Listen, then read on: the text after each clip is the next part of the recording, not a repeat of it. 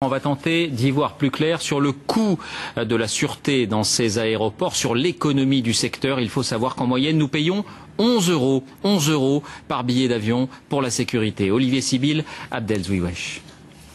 C'est une taxe qui passe souvent inaperçue.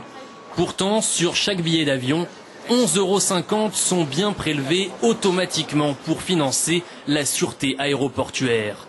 Cette taxe devrait rapporter 894 millions d'euros cette année, 4 fois plus qu'il y a 10 ans. Car dans les aéroports, le coût de la lutte antiterroriste a littéralement flambé. Oubliez le début des années 70 où les contrôles étaient encore quasi inexistants. Dans les années 80 et surtout depuis le 11 septembre, il a fallu investir dans du matériel de plus en plus cher.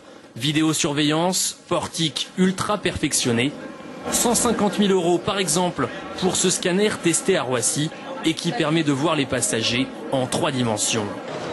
Dans le même temps, la fouille des bagages aussi s'est intensifiée et pour remplacer les policiers, les aéroports ont fait appel à des entreprises privées. De nombreuses sociétés se sont lancées sur ce créneau parce qu'ils pensaient effectivement que c'était un Eldorado où tout le monde allait gagner beaucoup d'argent et en fait ça n'a pas été vraiment le cas. Les acteurs se sont livrés à une très grande concurrence, si bien que les tarifs ont baissé et que les marges des sociétés de sûreté aéroportuaire sont vraiment très faibles. Selon les syndicats, le statut des agents de sûreté, lui, n'a cessé de se dégrader. Horaires décalés, formation parfois insuffisante pour des salaires à peine supérieurs au SMIC. Résultat, la profession peine de plus en plus à recruter et surtout à conserver ses meilleurs salariés.